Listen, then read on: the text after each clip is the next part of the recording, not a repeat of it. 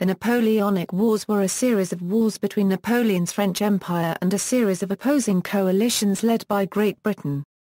As a continuation of the wars sparked by the French Revolution of 1789, they revolutionized European armies and played out on an unprecedented scale, mainly owing to the application of modern mass conscription. French power rose quickly as Napoleon's armies conquered much of Europe but collapsed rapidly after France's disastrous invasion of Russia in 1812. Napoleon was defeated in 1814. He returned and was finally defeated in 1815 at Waterloo, and all France's gains were taken away by the victors. Before a final victory against Napoleon, 5 of 7 coalitions saw defeat at the hands of France. France defeated the First and Second Coalitions during the French Revolutionary Wars, the Third, the Fourth and the Fifth Coalition under the leadership of Napoleon. These great victories gave the French army a sense of invulnerability, especially when it approached Moscow. But after the retreat from Russia, in spite of incomplete victories, France was defeated by the Sixth Coalition at Leipzig, in the Peninsular War at Vitoria and at the hands of the Seventh Coalition at Waterloo. The wars resulted in the dissolution of the Holy Roman Empire and sowed the seeds of nation nationalism in Germany and Italy that would lead to the two nations' respective consolidations later in the century. Meanwhile, the global Spanish Empire began to unravel as French occupation of Spain weakened Spain's hold over its colonies, providing an opening for nationalist revolutions in Spanish America. As a direct result of the Napoleonic Wars, the British Empire became the foremost world power for the next century, thus beginning Pax Britannica. No consensus exists about when the French Revolutionary Wars ended and the Napoleonic Wars began. An early candidate is November 9, 1799, the date of Bonaparte's coup seizing power in France. However, the most common date is May 18, 1803, when renewed war broke out between Britain and France, ending the one-year-old Peace of Amiens, the only period of general peace in Europe between 1792 and 1814. Most actual fighting ceased following Napoleon's final defeat at Waterloo on June 18, 1815, although skirmishing continued as late as July 3, 1815 at the Battle of Issy. The Second Treaty of Paris officially ended the wars on November 20, 1815. Background 1789–1802.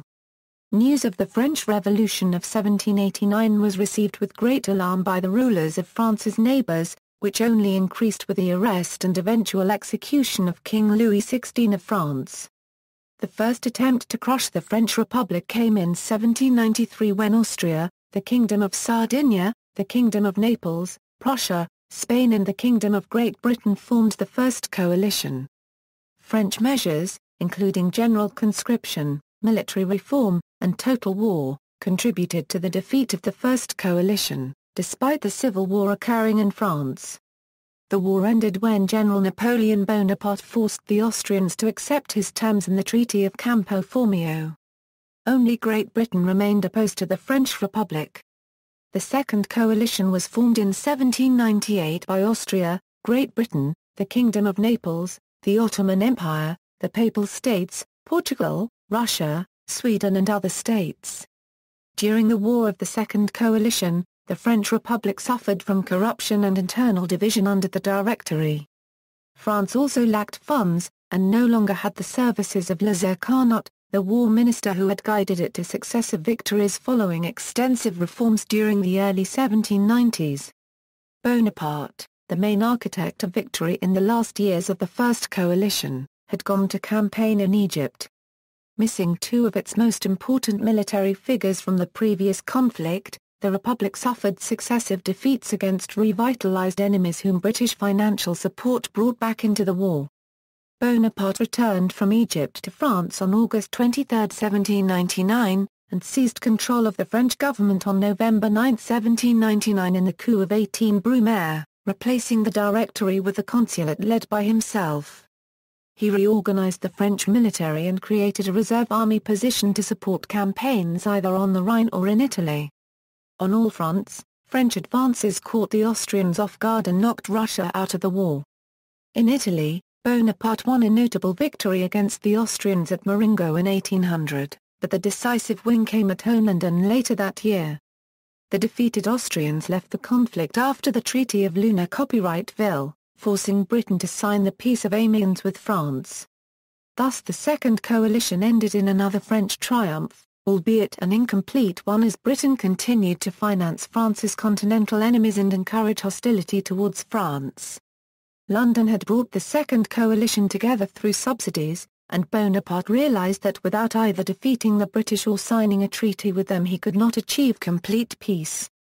Start date and nomenclature. No consensus exists as to when the French Revolutionary Wars ended and the Napoleonic Wars began. Possible dates include November 9, 1799, when Bonaparte seized power on 18 Brumaire in France. Or May 18, 1803, when Britain and France ended the one short period of peace between 1792 and 1814, or December 2, 1804, when Bonaparte crowned himself emperor. British historians occasionally refer to the nearly continuous period of warfare from 1792 to 1815 as the Great French War, or as the final phase of the Anglo-French Second Hundred Years' War, spanning the period 1689 to 1815.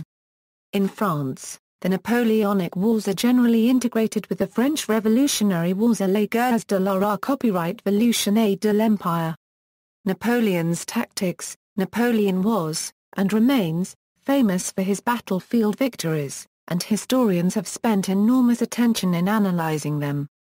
In 2008, Donald Sutherland wrote, "The ideal Napoleonic battle was to manipulate the enemy into an unfavorable position through maneuver and deception, force him to commit his main forces and reserve to the main battle, and then undertake an enveloping attack with uncommitted or reserve troops on the flank or rear. Such a surprise attack either would produce a devastating effect on morale or force him to weaken his main battle line. Either way, the enemy's own impulsiveness began the process by which even a smaller French army could defeat the enemy's forces one by one." After 1807, Napoleon's creation of a highly mobile, well-armed artillery force gave artillery increased tactical importance. Napoleon, rather than relying on infantry to wear away the enemy's defenses, now could use massed artillery as a spearhead to pound a break in the enemy's line. Once that was achieved, he sent in infantry and cavalry. War between Britain and France, 1803–1814. Unlike its many coalition partners, Britain remained at war throughout the period of the Napoleonic Wars. Protected by naval supremacy, Britain maintained low-intensity land warfare on a global scale for over a decade. The British government paid out large sums of money to other European states, so that they could pay armies in the field against France. These payments are colloquially known as the Golden Cavalry of St. George. The British Army provided long-term support to the Spanish rebellion in the Peninsular War of 1808–1814, assisted by Spanish guerrilla tactics. Anglo-Portuguese forces under Arthur Wellesley supported the Spanish, which campaigned successfully against the French armies, eventually driving them from Spain, thus allowing Britain to invade southern France. By 1815, the British Army played the central role in the final defeat of Napoleon at Waterloo. In 1802, Napoleon victoriously brought to an end the War of the Second Coalition, with only Great Britain remaining formally at war. Isolated, Britain reluctantly agreed to end hostilities under the Treaty of Amiens. Bonaparte tried to exploit the brief peace at sea to restore French colonial rule in Haiti. The expedition, though initially successful, would soon turn to a disaster, with the French commander Charles Leclerc dying of yellow fever and almost his entire force destroyed by the disease. Napoleon gave up his New World dreams and sold Louisiana to the United States in 1803.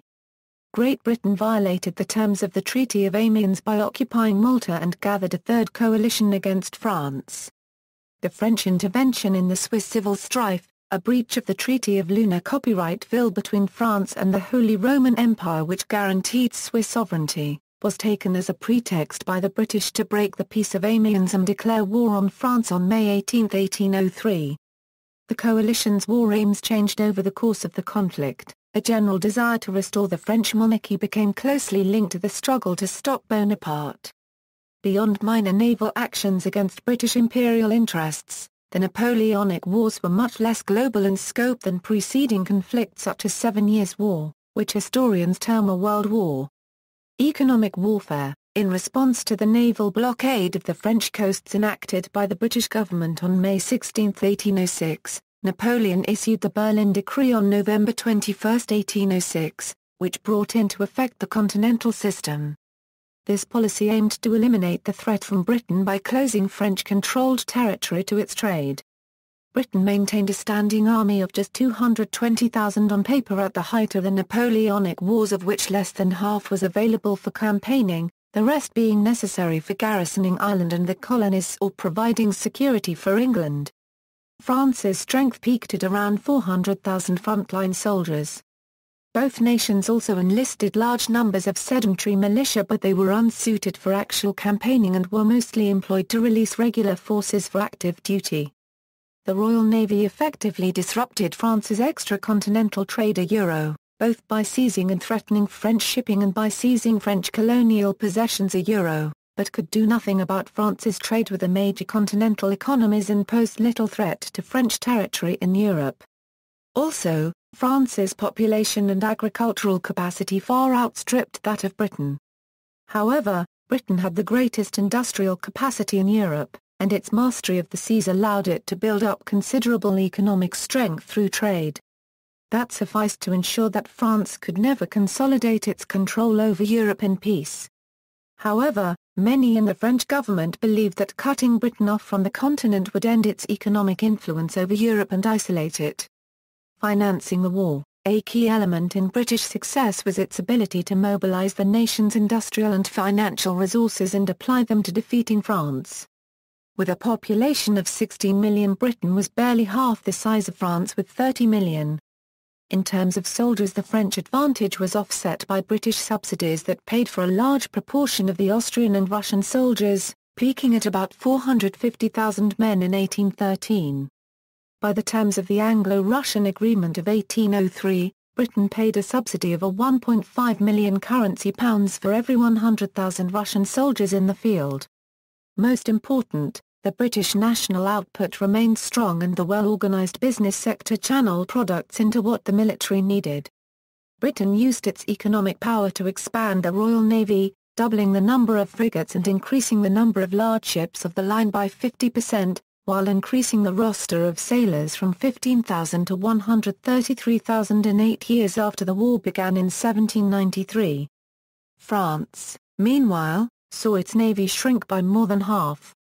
The system of smuggling finished products into the continent undermined French efforts to ruin the British economy by cutting off markets. Subsidies to Russia and Austria kept them in the war. The British budget in 1814 reached £66 million, including £10 million for the Royal Navy, £40 million for the Army, £10 million for the Allies, and £38 million as interest on the national debt. The national debt soared to £679 million, more than double the GDP. It was willingly supported by hundreds of thousands of investors and taxpayers, despite the higher taxes on land and a new income tax. The whole cost of the war came to £831 million. By contrast, the French financial system was inadequate and Napoleon's forces had to rely in part on requisitions from conquered lands. War of the Third Coalition 1805. Britain gathered together allies to form the Third Coalition against France. In response, Napoleon seriously considered an invasion of Great Britain, and massed 180,000 effectives at Boulogne. However, before he could invade, he needed to achieve naval superiority or at least to pull the British fleet away from the English Channel. A complex plan to distract the British by threatening their possessions in the West Indies failed when a Franco-Spanish fleet under Admiral Villeneuve turned back after an indecisive action off Cape Finisterre on July 22, 1805. The Royal Navy blockaded Villeneuve in Cadiz until he left for Naples on October 19. The British squadron caught and overwhelmingly defeated the combined enemy fleet in the Battle of Trafalgar on October 21. Napoleon would never again have the opportunity to challenge the British at sea, nor to threaten an invasion. He again turned his attention to enemies on the continent. the French army left Boulogne and moved towards Austria. In April 1805, Britain and Russia signed a treaty with the aim of removing the French from the Batavian Republic and the Swiss Confederation. Austria joined the alliance after the annexation of Genoa and the proclamation of Napoleon as King of Italy on March 17, 1805. Sweden, which had already agreed to lease Swedish Pomerania as a military base for British troops against France, formally entered the coalition on August 9. The Austrians began the war by invading Bavaria with an army of about 70,000 under Karl Mack von Liberic, and the French army marched out from Boulogne in late July 1805 to confront them. At Ulm, Napoleon surrounded Mack's army, forcing its surrender without significant losses. With the main Austrian army north of the Alps defeated, Napoleon occupied Vienna. Far from his supply lines, he faced a larger Austro-Russian army under the command of Mikhail Kutuzov, with the Emperor Alexander I of Russia personally present. On December 2, Napoleon crushed the joint Austro-Russian army in Moravia at Austerlitz. He inflicted a total of 25,000 casualties on a numerically superior enemy army while sustaining fewer than 7,000 in his own force. Austria signed the Treaty of Pressburg and left the coalition. The treaty required the Austrians to give up Venetia to the French-dominated Kingdom of Italy and the Tyrol to Bavaria. With the withdrawal of Austria from the war, stalemate ensued. Napoleon's army had a record of continuous unbroken victories on land, but the full force of the Russian army had not yet come into play. War of the Fourth Coalition 1806–1807. Within months of the collapse of the Third Coalition, the Fourth Coalition against France was formed by Britain, Prussia, Russia, Saxony, and Sweden. In July 1806, Napoleon formed the Confederation of the Rhine out of the many tiny German states which constituted the Rhineland and most other western parts of Germany. He amalgamated many of the smaller states into larger electorates, duchies and kingdoms to make the governance of non-Prussian Germany smoother.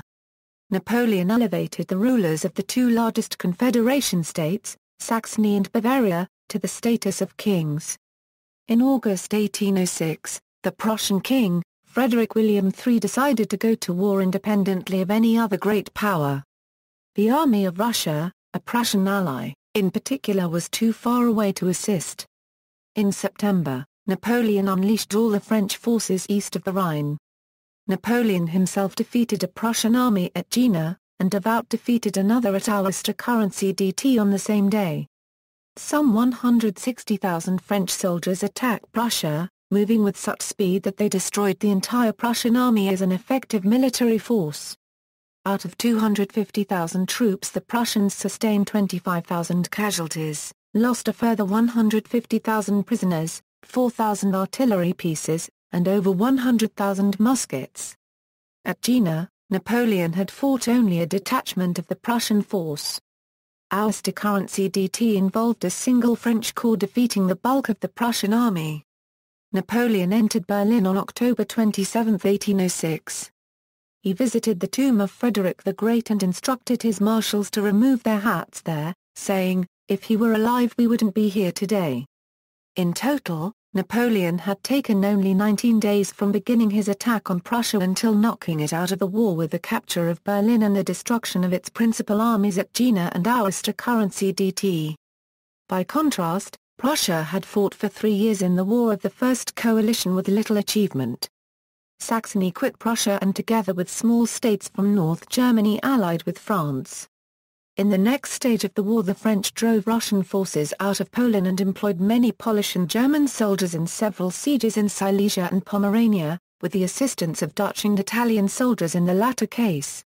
Then Napoleon turned north to confront the remainder of the Russian army and to try to capture the temporary Prussian capital at Königsberg.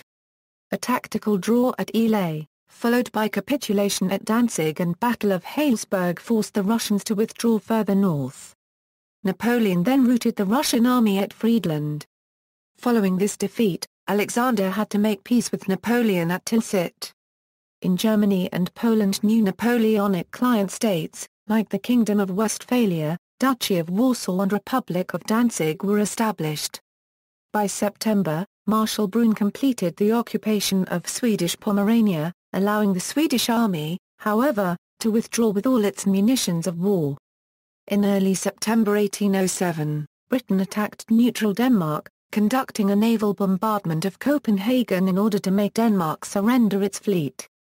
The large Danish fleet posed a possible threat in that it might replace many of the ships France had lost at Trafalgar in 1805. The British attack led Denmark to join the war on the side of France. At the Congress of Erfurt, Napoleon and Alexander agreed that Russia should force Sweden to join the continental system, which led to the Finnish War of 1808-09 and to the division of Sweden into two parts separated by the Gulf of Bothnia. The eastern part became the Russian Grand Duchy of Finland. Poland. In 1807 Napoleon created a powerful outpost of his empire in Eastern Europe. Poland had recently been partitioned by its three large neighbors, but Napoleon created the Grand Duchy of Warsaw, which depended on France from the very beginning. The duchy consisted of lands seized in Russia, Austria, and Prussia. Its Grand Duke was Napoleon's ally the King of Saxony, but Napoleon appointed the intendants who ran the country. The population of 4.3 million was released from occupation and by 1814 sent about 200,000 men to Napoleon's armies. That included about 90,000 who marched with him to Moscow. Few marched back. The Russians strongly opposed any move toward an independent Poland, and one reason Napoleon invaded Russia in 1812 was to punish them. The Grand Duchy was dissolved in 1815 and Poland would not be a state until 1918. However, Napoleon's impact on Poland was dramatic, including the Napoleonic legal code, the abolition of serfdom, and the introduction of modern middle-class bureaucracies. War of the Fifth Coalition 1809. The Fifth Coalition of Britain and Austria against France formed as Britain engaged in the Peninsular War in Spain and Portugal. Again Britain stood alone, and the sea became the major theatre of war against Napoleon's allies. During the time of the Fifth Coalition, the Royal Navy won a succession of victories in the French colonies. On land, the Fifth Coalition attempted few extensive military endeavors. 1. The Waterloo expedition of 1809, involved a dual effort by the British Army and the Royal Navy to relieve Austrian forces under intense French pressure. It ended in disaster after the Army commander, John Pitt, 2nd Earl of Chatham, failed to capture the objective, the naval base of French-controlled Antwerp. For the most part of the years of the Fifth Coalition, British military operations on land remained restricted to hit-and-run operations executed by the Royal Navy, which dominated the sea after having beaten down almost all substantial naval opposition from France and its allies and blockading what remained of France's naval forces in heavily fortified French-controlled ports. These rapid attack operations were aimed mostly at destroying blockaded French naval and mercantile shipping and the disruption of French supplies, communications, and military units stationed near the coasts. Often, when British allies attempted military actions within several dozen miles or so of the sea, the Royal Navy would arrive and would land troops and supplies and aid the coalition's land forces in a concerted operation.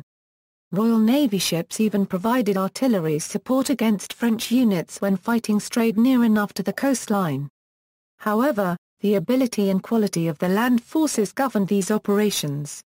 For example, when operating with inexperienced guerrilla forces in Spain, the Royal Navy sometimes failed to achieve its objectives simply because of the lack of manpower that the Navy's guerrilla allies had promised to supply. Economic warfare continued, the French continental system against the British naval blockade of French-controlled territory. Due to military shortages and lack of organization in French territory, many breaches of the continental system occurred as French-dominated states tolerated or even encouraged trade with British smugglers. Both sides entered additional conflicts in attempts to enforce their blockade. The British fought the United States in the War of 1812, and the French engaged in the Peninsular War. The Iberian conflict began when Portugal continued trade with Britain despite French restrictions. When Spain failed to maintain the continental system, the uneasy Spanish alliance with France ended in all but name. French troops gradually encroached on Spanish territory until they occupied Madrid, and installed a client monarchy. This provoked an explosion of popular rebellions across Spain.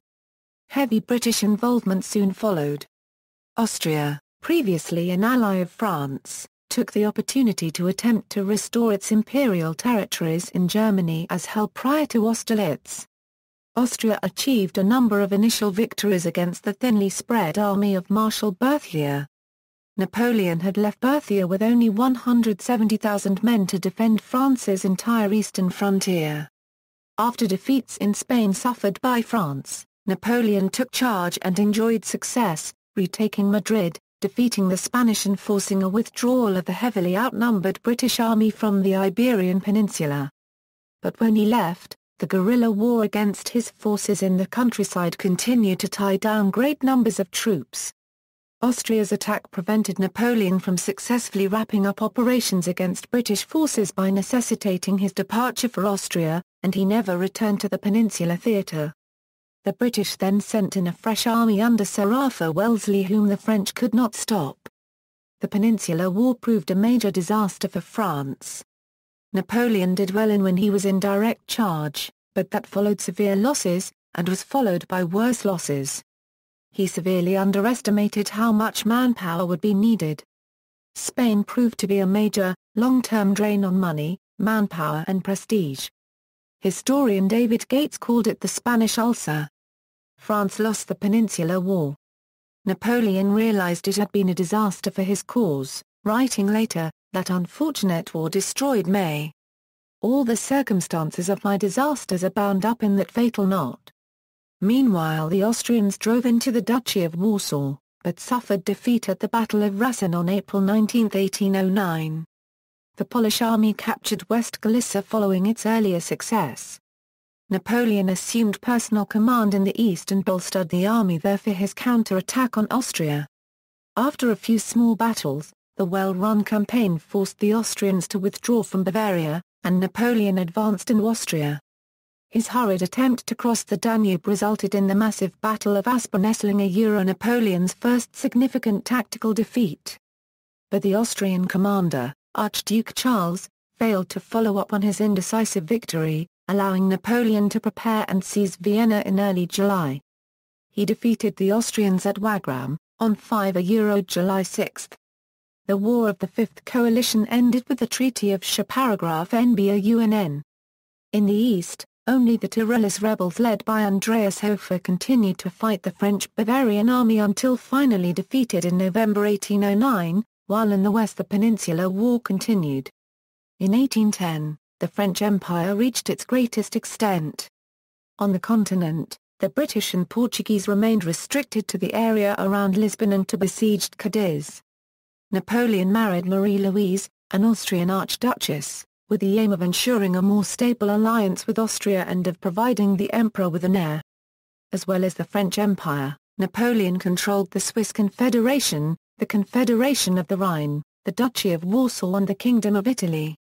Territories allied with the French included, the Kingdom of Spain, the Kingdom of Westphalia, the Kingdom of Naples, the Principality of Lucca and Piombino and her husband Felice Bucchi. And Napoleon's former enemies, Prussia and Austria. Subsidiary wars. The Napoleonic Wars were the direct cause of a number of wars in the Americas and elsewhere. War of 1812. Coinciding with the War of the Sixth Coalition, though technically not considered part of the Napoleonic Wars, was the War of 1812. The neutral United States declared war on Britain.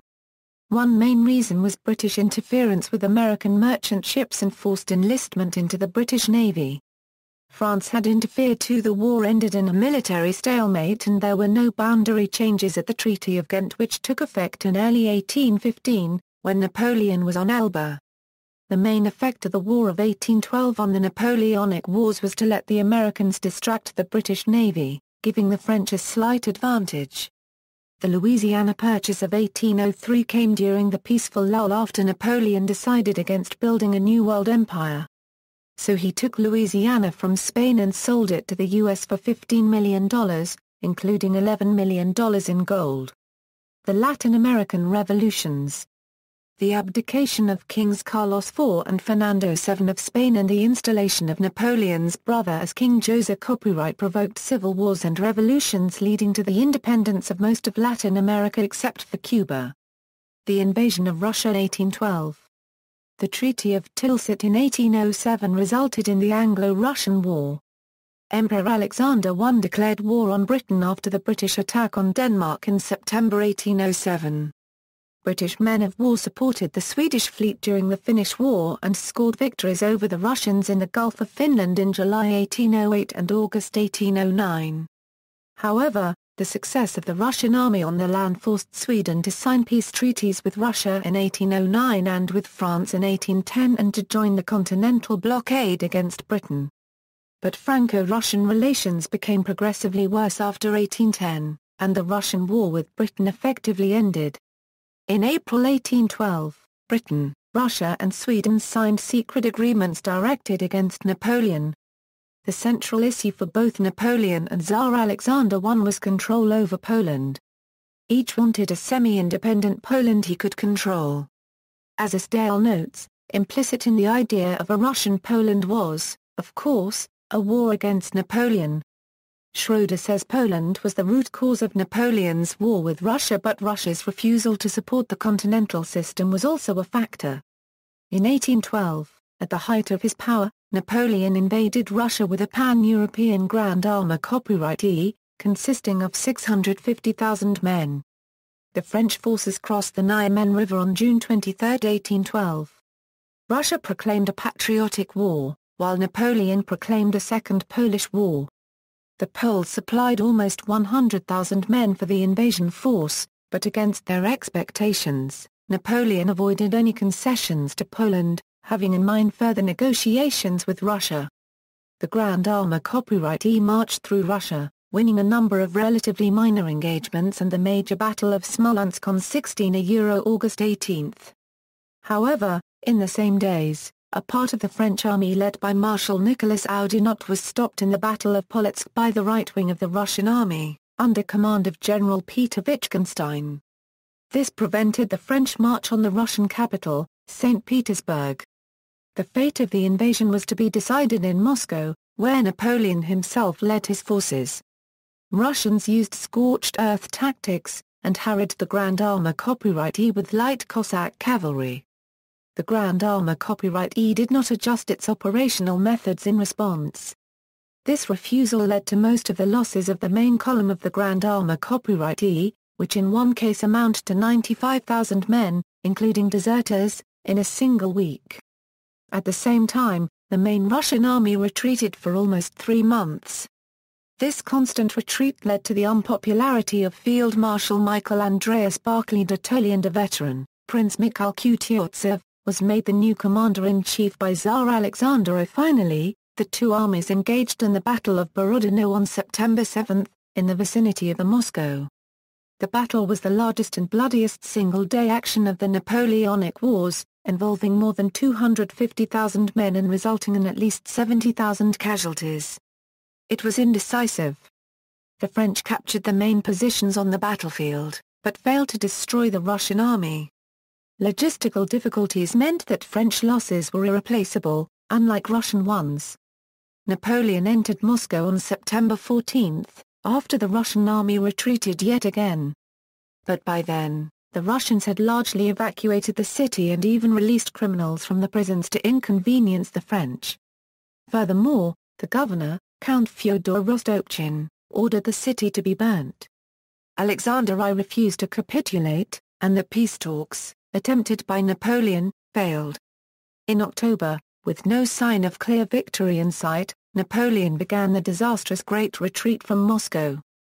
At the Battle of Maloaroslavets, the French tried to reach Kaluga, where they could find food and forage supplies.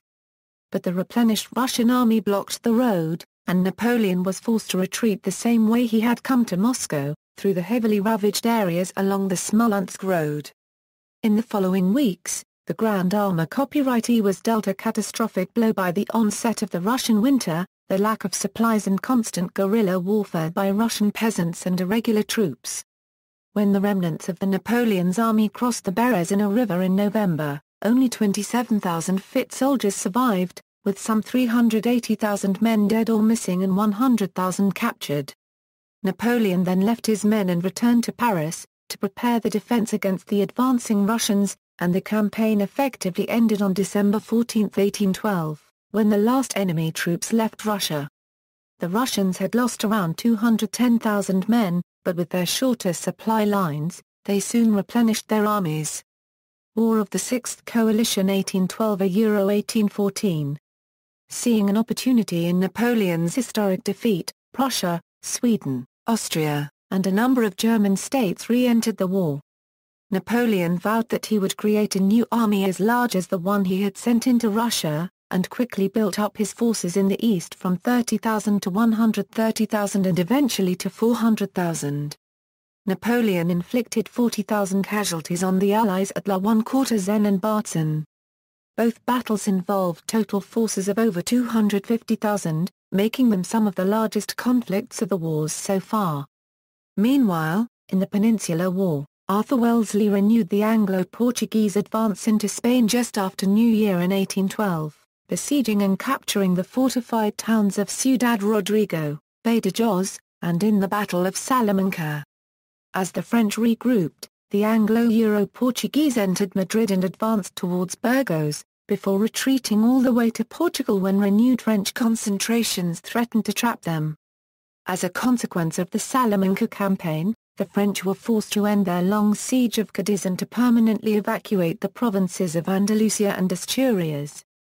In a strategic move, Wellesley planned to move his supply base from Lisbon to Santander. The Anglo-Euro-Portuguese forces swept northwards in late May and seized Burgos. On June 21, at Vitoria, the combined Anglo-Portuguese and Spanish armies won against Joseph Bonaparte, finally breaking French power in Spain. The French had to retreat out of the Iberian Peninsula, over the Pyrenees. The belligerents declared an armistice from June 4, 1813, during which time both sides attempted to recover from the loss of approximately 250,000 total men in the preceding 2 months.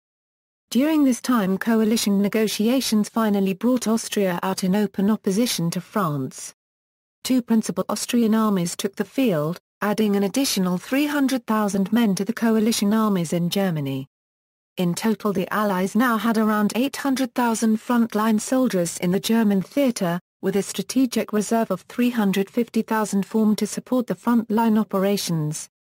Napoleon succeeded in bringing the total imperial forces in the region to around 650,000 although only 250,000 came under his direct command, with another 120,000 under Nicolas Charles Oudinot and 30,000 under de Vout. The remainder of imperial forces came mostly from the Confederation of the Rhine, especially Saxony and Bavaria. In addition, to the south, Murat's Kingdom of Naples and Eugenio de Beauharnas's Kingdom of Italy had a total of 100,000 armed men. In Spain, another 150,000 to 200,000 French troops steadily retreated before Anglo-Euro-Portuguese forces numbering around 100,000. Thus in total, around 900,000 Frenchmen in all theatres faced around 1,800,000 coalition soldiers. The gross figures may mislead slightly, as most of the German troops fighting on the side of the French fought at best unreliably and stood on the verge of defecting to the Allies. One can reasonably say that Napoleon could count on no more than 450,000 men in Germania Euro, which left him outnumbered about 4-1. Following the end of the armistice, Napoleon seemed to have regained the initiative at Dresden, where he once again defeated a numerically superior coalition army and inflicted enormous casualties, while sustaining relatively few. However, the failures of his marshals and a slow resumption of the offensive on his part cost him any advantage that this victory might have secured. At the Battle of Leipzig in Saxony, also called the Battle of the Nations, 191,000 French fought more than 300,000 Allies, and the defeated French had to retreat into France. Napoleon then fought a series of battles, including the Battle of Arcis-sur-Aube, in France itself, but the overwhelming numbers of the Allies steadily forced him back. His remaining ally Denmark-Norway became isolated and fell to the coalition.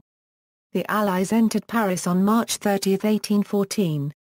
During this time Napoleon fought his 6 days campaign, in which he won multiple battles against the enemy forces advancing towards Paris.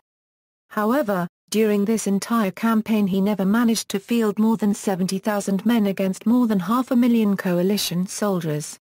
At the Treaty of Chaumont, the Allies agreed to preserve the coalition until Napoleon's total defeat. Napoleon determined to fight on, even now, incapable of fathoming his massive fall from power. During the campaign he had issued a decree for 900,000 fresh conscripts, but only a fraction of these ever materialized, and Napoleon's schemes for victory eventually gave way to the reality of the hopeless situation. Napoleon abdicated on April 6. However, occasional military actions continued in Italy, Spain, and Holland throughout the spring of 1814.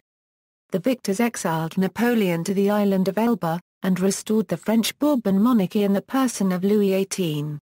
They signed the Treaty of Fontainebleau and initiated the Congress of Vienna to redraw the map of Europe. Gunboat War 1807–1814. Initially, Denmark-Norway declared itself neutral in the Napoleonic Wars, established a navy, and traded with both sides.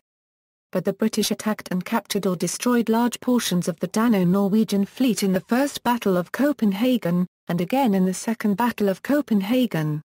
This ended Dano-Norwegian neutrality, beginning an engagement in a naval guerrilla war in which small gunboats would attack larger British ships in Danish and Norwegian waters.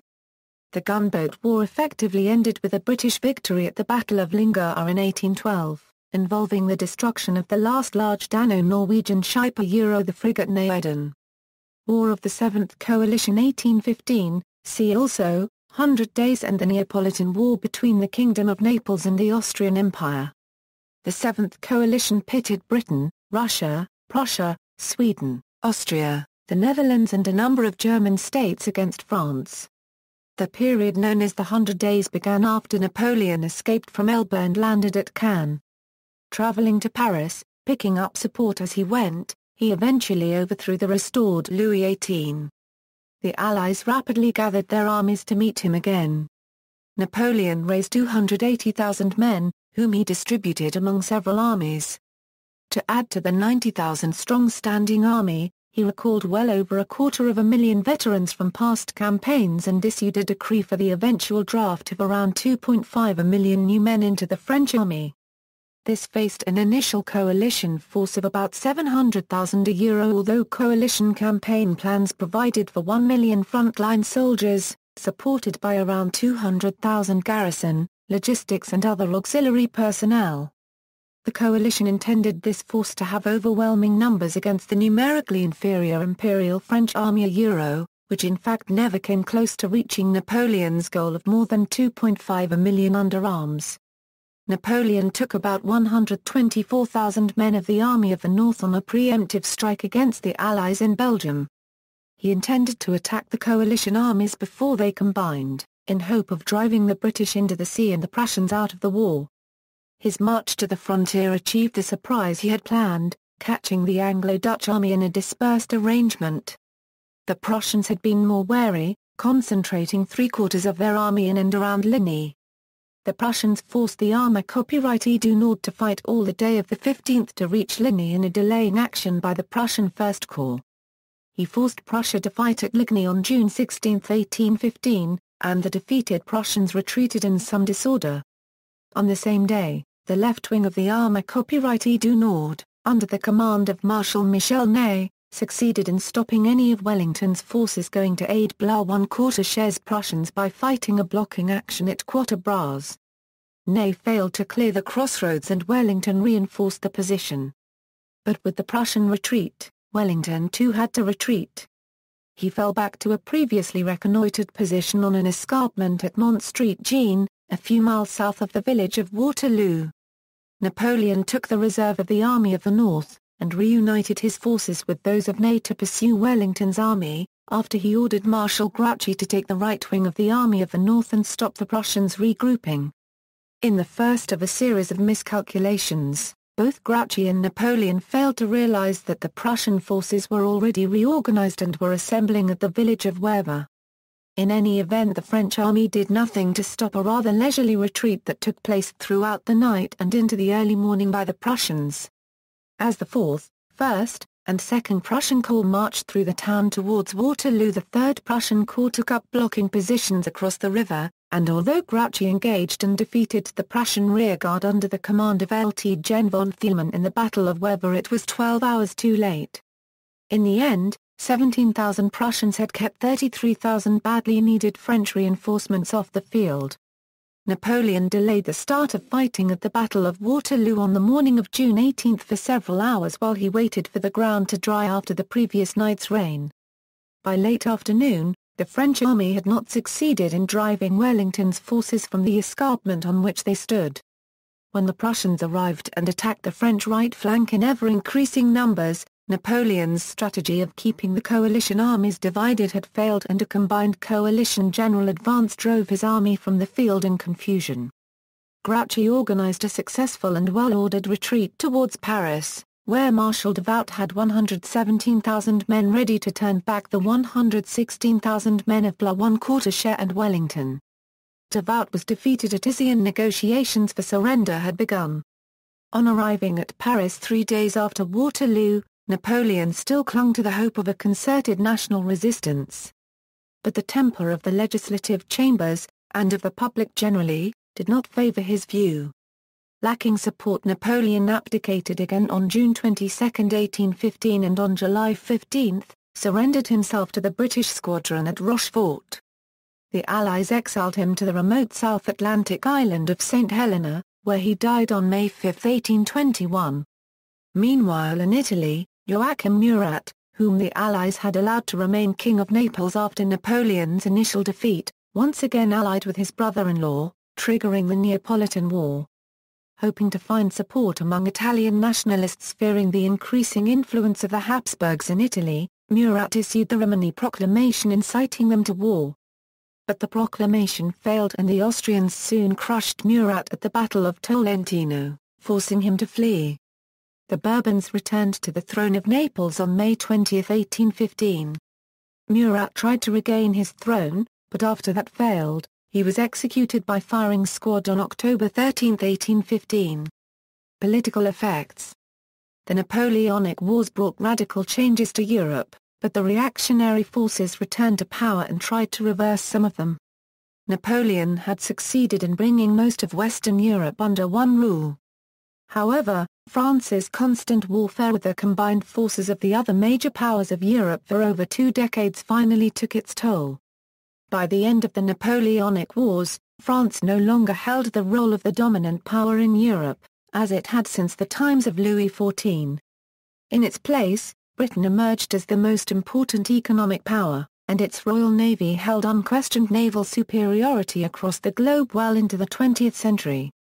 In most European countries, subjugation in the French Empire brought with it many liberal methods of the French Revolution, including democracy, due process in courts, abolition of serfdom, reduction of the power of the Catholic Church, and a demand for constitutional limits on monarchs. The increasing voice of the middle classes with rising commerce and industry meant that restored European monarchs found it difficult to restore pre-revolutionary absolutism, and had to retain many of the reforms enacted during Napoleon's rule. Institutional legacies remain to this day in the form of civil law legal systems, with clearly redacted codes compiling their basic laws, an enduring legacy of the Napoleonic Code. During the wake of the Napoleonic period, nationalism, a relatively new movement, became increasingly significant. This would shape much of the course of future European history. Its growth spelled the beginning of some states and the end of others, as the map of Europe changed dramatically in the 100 years following the Napoleonic era. Rule by fiefdoms and aristocracy was widely replaced by national ideologies based on shared origins and culture. Importantly, Bonaparte's reign over Europe sowed the seeds for the founding of the nation-states of Germany and Italy by starting the process of consolidating city-states, kingdoms and principalities. The Napoleonic Wars also played a key role in the independence of the Latin American colonies from Spain and Portugal. The conflict significantly weakened the authority and military power of Spain, especially after the Battle of Trafalgar. there were many uprisings in Spanish America, leading to the Wars of Independence.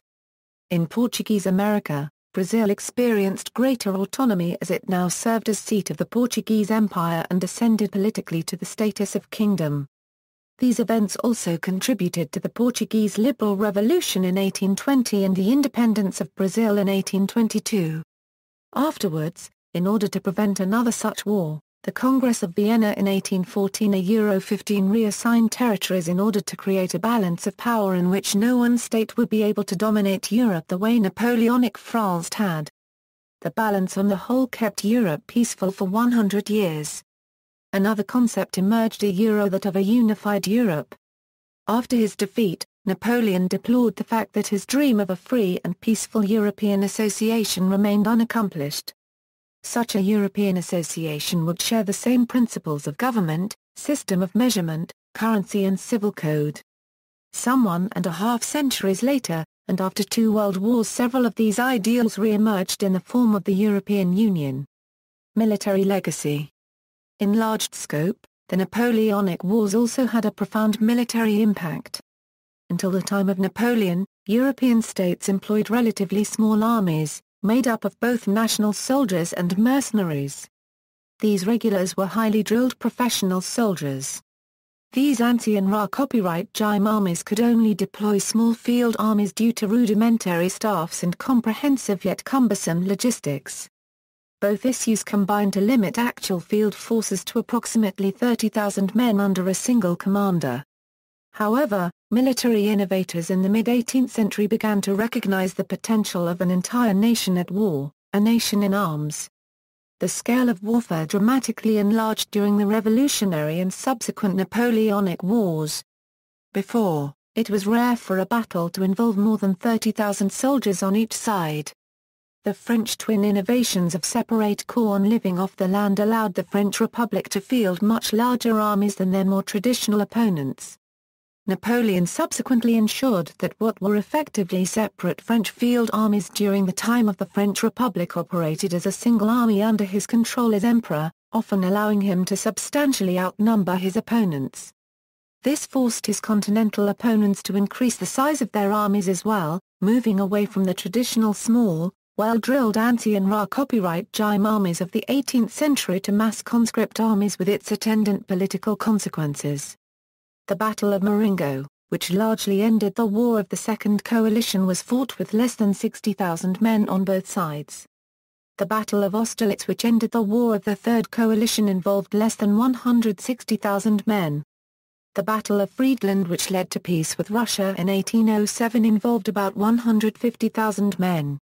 After these defeats, the Continental powers developed various forms of mass conscription to allow them to face France on even terms, and the size of field armies increased rapidly. The Battle of Wagram of 1809 involved 300,000 men, and 500,000 fought at Leipzig in 1813, of whom 150,000 were killed or wounded. About 1 million French soldiers became casualties, a higher proportion than in the First World War. The European total may have reached 5 million military deaths, including disease. France had after Russia the largest population in Europe by the end of the 18th century. It was well poised to take advantage of the lever copyright en masse. Before Napoleon's efforts, Le Carnot played a large part in the reorganization of the French army from 1793 to 1794, a time which saw previous French misfortunes reversed, with Republican armies advancing on all fronts. The sizes of the armies involved give an obvious indication of the changes in warfare. During Europe's major pre-revolutionary war, the 7 Years' War of 1756–1763, few armies ever numbered more than 200,000 in total, with actual field forces often numbering less than 30,000. By contrast, the French army peaked in size in the 1790s with 1.5 million Frenchmen enlisted, although actual strength was much less. Haphazard bookkeeping, rudimentary medical support and lax recruitment standards ensured that strength on paper never came close to actual strength, as soldiers either never existed, fell or were unable to withstand the physical demands of soldiering. And lastly, the French Republic could never have afforded such a large force. In total, About 2.8 million Frenchmen fought on land and about 150,000 at sea, bringing the total for France to almost 3 million combatants during almost 25 years of warfare. Britain had a total 750,000 men under arms between 1792 and 1815 as its army expanded from 40,000 men in 1793 to a peak of 250,000 men in 1813. Over 250,000 sailors served in the Royal Navy. In September 1812, Russia had 900,000 enlisted men in its land forces, and between 1799 and 1815 a total of 2.1 million men served in its army. Another 200,000 served in the Russian Navy. Indicative of the discrepancy between paper figures and actual field strength is that out of the alleged 900,000 men, the actual field armies deployed against France had numbered less than 250,000 altogether. There are no consistent statistics for other major combatants. Austria's forces peaked at about 576,000 and had little or no naval component yet never fielded more than 250,000 men in field armies. After Britain, Austria proved the most persistent enemy of France. More than 1 million Austrians served during the Long Wars. Prussia never had more than 320,000 men under arms at any time, with the bulk of its forces consisting of second-line and third-line troops unsuited for actual field operations. Spain's armies also peaked at around 200,000 men, not including more than 50,000 guerrillas scattered over Spain. In addition, the Maratha Confederation, the Ottoman Empire, Italy, Naples and the Duchy of Warsaw each had more than 100,000 men under arms. Even small nations now had armies rivaling the size of the great powers' forces of past wars, but in reality, most of these were poor-quality forces only suitable for garrison duties. The size of their actual combat troops remained modest, yet these could still provide a welcome addition to the major powers. The percentage of French troops in the Grand Army which Napoleon led into Russia was about 50%, while the French allies also provided a significant contribution to the French forces in Spain. As these small nations joined the coalition forces in 1813 to 1814, they provided a useful addition to the coalition while depriving Napoleon of much-needed cannon fodder. Innovations. The initial stages of the Industrial Revolution had much to do with larger military forces. It became easy to mass-produce weapons and thus to equip significantly larger forces. Britain served as the largest single manufacturer of armaments in this period. It was the arsenal that supplied most of the weapons used by the coalition powers throughout the conflicts. France produced the second largest total of armaments, equipping its own huge forces as well as those of the Confederation of the Rhine and other allies. Napoleon himself showed innovative tendencies in his use of mobility to offset numerical disadvantages, as brilliantly demonstrated in the rout of the Austro-Russian forces in 1805 in the Battle of Austerlitz. The French army reorganized the role of artillery, forming independent, mobile units, as opposed to the previous tradition of attaching artillery pieces in support of troops.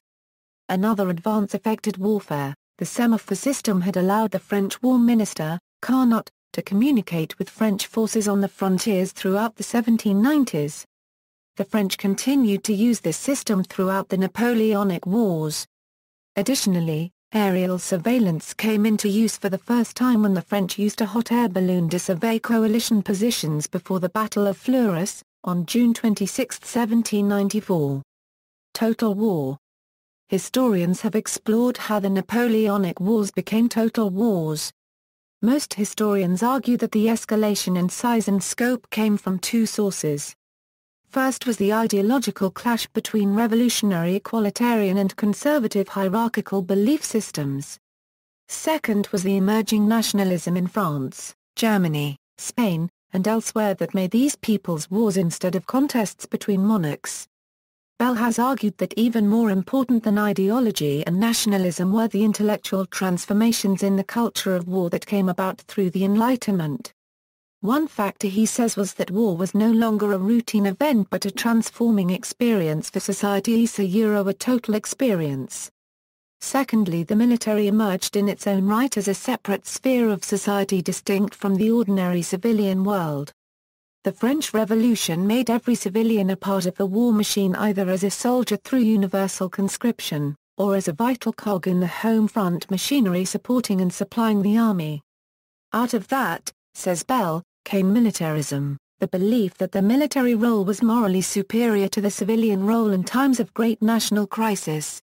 The fighting army represented the essence of the nation's soul. As Napoleon himself proclaimed, it is the soldier who founds a republic and it is the soldier who maintains it. Last veterans, Jacques Adrian's Beau Garde was the last surviving veteran. He fought for France in the 33 Amira copyright Jiment la copyright guerre. Louis Victor Baillot, also from France, was the last Battle of Waterloo veteran. He also saw action at the Siege of Hamburg. See an 1898 photograph. Pedro Martinez was the last Battle of Trafalgar veteran. He served in the Spanish Navy on San Juan Nepomuceno. Josephine Mazurkiewicz was the last female veteran. She was an assistant surgeon in Napoleon's army and later participated in the Crimean War. Private Maurice Shear of the 73rd Foot was the last British veteran. Sir Provost Wallis was the last Royal Navy officer. He saw action on HMS Shannon during the War of 1812. Pictures of French veterans in uniform. In fiction, Leo Tolstoy's epic novel, War and Peace recounts Napoleon's wars between 1805 and 1812 from a Russian perspective. Stendhal's novel The Charterhouse of Parma opens with a ground-level recounting of the Battle of Waterloo and the subsequent chaotic retreat of French forces. Les Misères copyright Ravels by Victor Hugo takes place against the backdrop of the Napoleonic War and subsequent decades, and in its unabridged form contains an epic telling of the Battle of Waterloo. Adieu is a novella by Honore copyright de Balzac in which can be found a short description of the French retreat from Russia, particularly the Battle of Berezina, where the fictional couple of the story are tragically separated. Years later, after imprisonment, the husband returns to find his wife still in a state of utter shock and amnesia. He has the battle and their separation reenacted, hoping the memory will heal her state. William Makepeace Thackeray's novel Vanity Fair takes place during the Napoleonic Wars. One of its protagonists dies at the Battle of Waterloo. The Duel, a short story by Joseph Conrad, recounts the story based on true events of two French hussar officers who carry a long grudge and fight in duels each time they meet during the Napoleonic Wars. The short story was adapted by director Ridley Scott into the 1977 Cannes Film Festival's Best First Work award-winning film The Duelists. Le Colonel Chabot by Honore copyright de Balzac. After being severely wounded during the Battle of Eylau, Chabot, a famous colonel of the cuirassiers, was erroneously recorded as dead and buried unconscious with French casualties. After extricating himself from his own grave and being nursed back to health by local peasants, it takes several years for him to recover. When he returns in the Paris of the Bourbon Restoration, he discovers that his widow, a former prostitute that Chabot made rich and honorable, has married the wealthy Count Ferraud. She has also liquidated all of Chabot's belongings and pretends to not recognize her first husband. Seeking to regain his name and monies that were wrongly given away as inheritance, he hires Derville, an attorney, to win back his money and his honor. A poem Borodino by Mikhail Lermontov describes the Battle of Borodino from the perspective of poet's uncle, a Russian officer. The Count of the Monte Cristo by Alexander Dumas, Paris starts during the tail end of the Napoleonic Wars. The main character, Edmond Dantes, suffers imprisonment following false accusations of Bonapartist leanings. The novelist Jane Austen lived much of her life during the French Revolutionary and Napoleonic Wars, and two of her brothers served in the Royal Navy. Austen almost never refers to specific dates or historical events in her novels, but wartime England forms part of the general backdrop to several of them. In Pride and Prejudice, the local militia has been called up for home defense and its officers play an important role in the plot.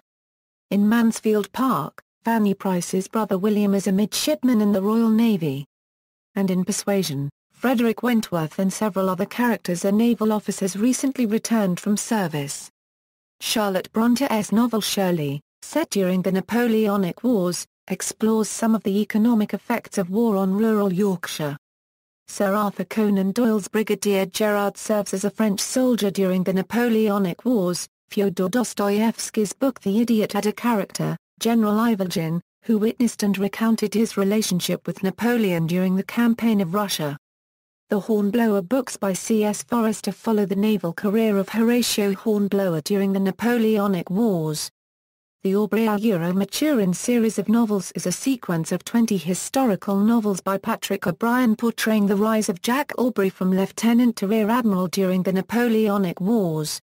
The film Master and Commander, The Far Side of the World starring Russell Crowe and directed by Peter Weir is based on this series of books.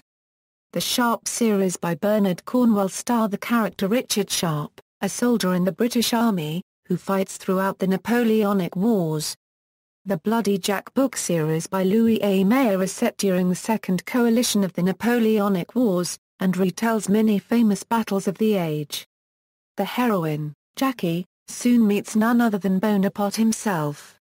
The Napoleonic Wars provide the backdrop for The Emperor, The Victory, The Regency and The Campaigners, volumes 11, 12, 13 and 14 respectively of the Morland dynasty, a series of historical novels by author Cynthia Harrod Eagles.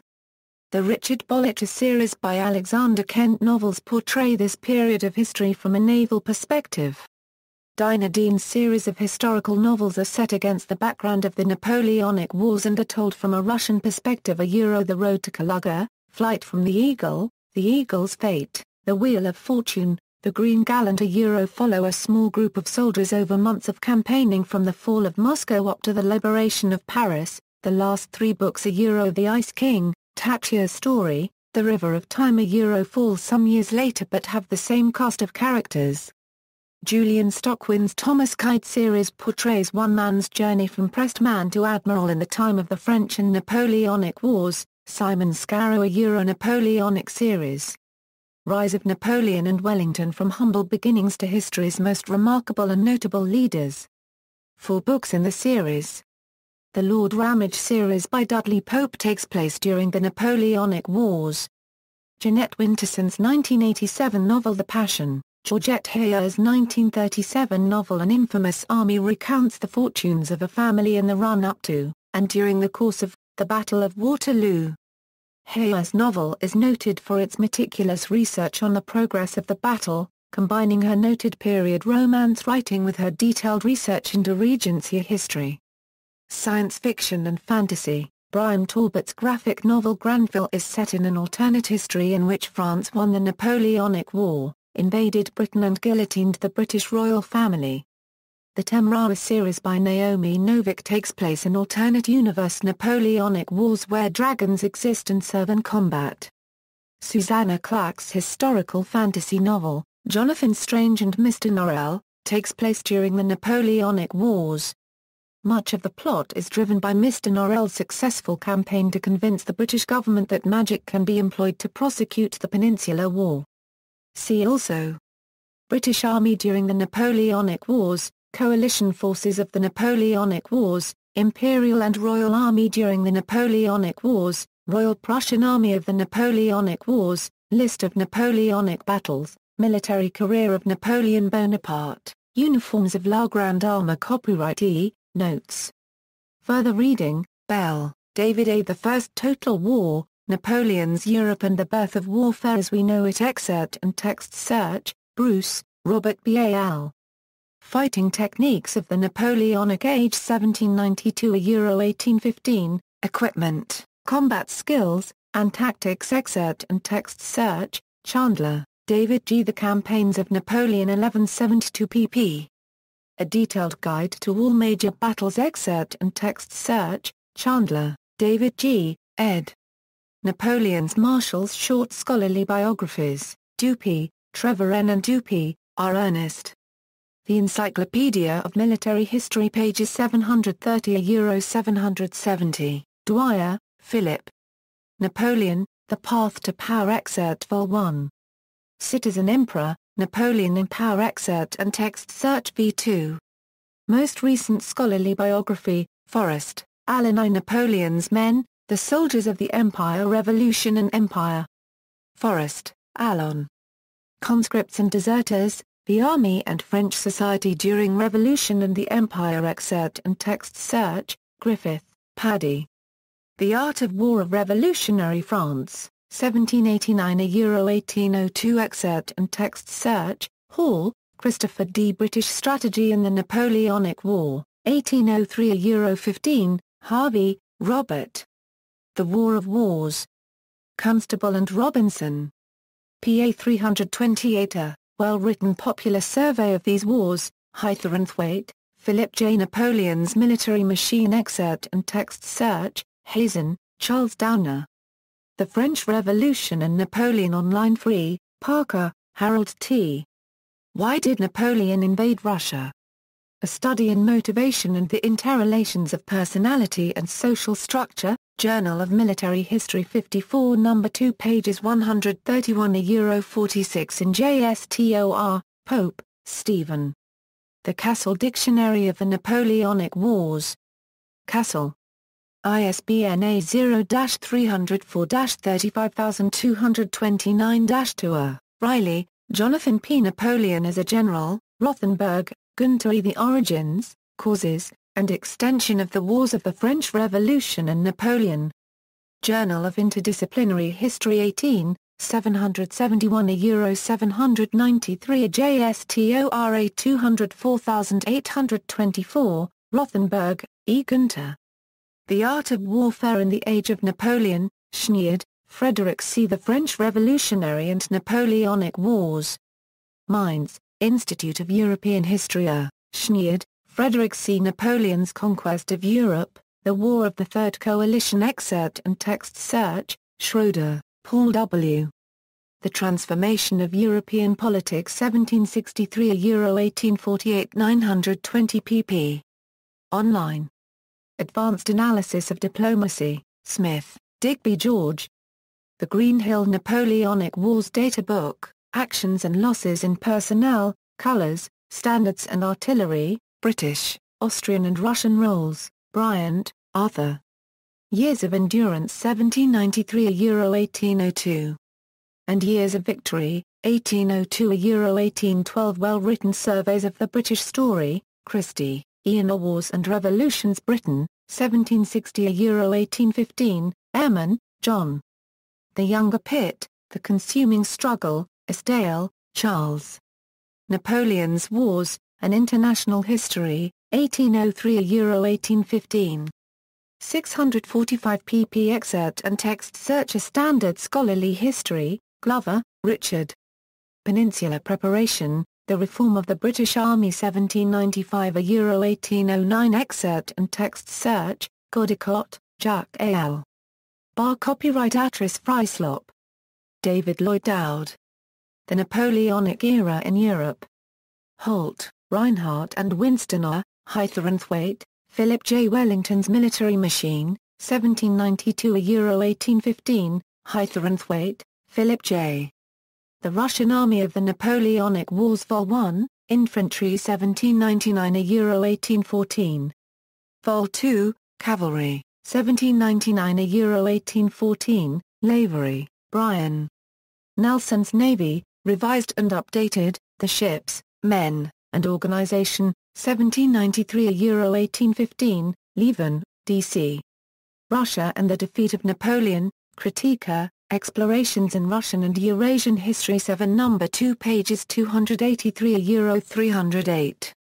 Muir, Rory.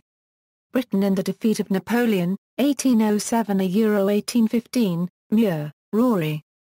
Wellington, The Path to Victory 1769 1814 Vol. 1 of 2 volume Scholarly Biography excerpt and text search, Ross, Stephen T. European Diplomatic History, 1789 1815, France against Europe, Rothenberg, Gunter E. Napoleon's Great Adversaries, the Archduke Charles and the Austrian Army 1792 1814, Historiography and Reference, Eylau, Charles. The Napoleonic Period, Some Thoughts on Recent Historiography, European History Quarterly, 23, 415 32 online, Hyatt, Albert M. J. The Origins of Napoleonic Warfare, A Survey of Interpretations. Military Affairs 30 No. 4 pages 177 185. Messenger, Charles, ed. Reader's Guide to Military History. Routledge PPA 391 Euro 427A. Evaluation of the Major Books, Leuven, D.C. Russia and the Defeat of Napoleon. Critica, Explorations in Russian and Eurasian History 7 No. 2 pages 283 Euro 308. Messenger, Charles, ed. Reader's Guide to Military History. Routledge PPA 391 Euro 427 Evaluation of the Major Books on Napoleon and His Wars published by 2001. Mikoborids, Alexander. Recent Trends in the Russian Historiography of the Napoleonic Wars, Journal of Military History 74 No. 1 pages 189 Euro 194. Ross, Stephen T. The A to Z of the Wars of the French Revolution. Ist edition was Historical Dictionary of the Wars of the French Revolution, Schneid, Frederick C. Napoleonic Wars, The Essential Bibliography Excerpt and Text Search 121 pp. Online Review in H. France, external links, The Legend of Bonaparte, The Napoleonic Wars exhibition held by the European Library, 15th King's Light Dragoons Reenactment Regiment, 2nd BT 95th Rifles Reenactment and Living History Society, The Napoleonic Wars Collection website, Napoleon, His Army and Enemies, Napoleonic Guide, War and Peace by Leo Tolstoy, Napoleonic Wars,